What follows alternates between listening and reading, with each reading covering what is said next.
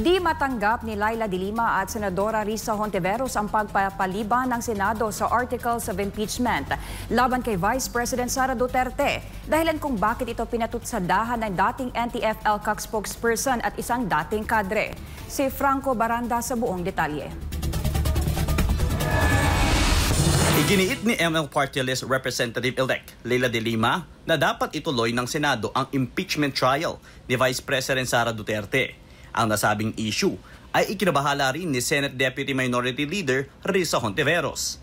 Dahil dito, di mapigilang tawanan ng mga program host ng Bigwas ng Agila ang reaksyon ni De Lima at Hontiveros. Nagmamaktul at parang maghuhuramentado si Laila de Lima at si Risa Hontiveros dahil parang maibabasura pa ang chapsoy at pansit canton na impeachment complaint sa Senado.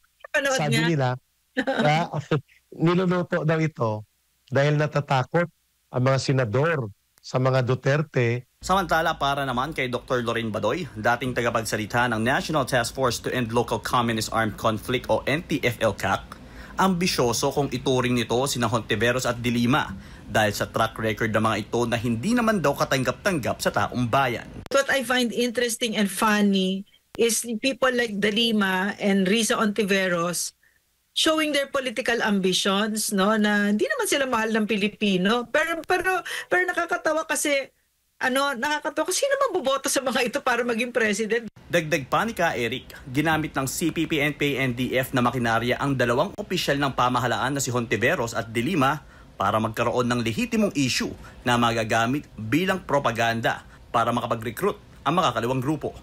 Without the propaganda, CPP, NPA, NDF will become irrelevant. So they cannot recruit.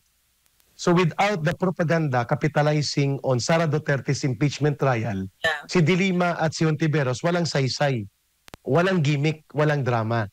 So they want to play in the gimmick and drama to become center stage at the expense ng pagpapahiya at pag-iinsulto, pangbabalasubas laban kay Sara Duterte.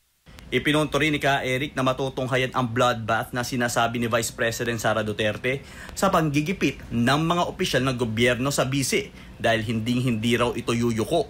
Kumpiyansa naman daw ang bise na kakampi nito ang taong bayan. Para sa Diyos at Pilipinas kumahal, Franco Baranda, SMNI News.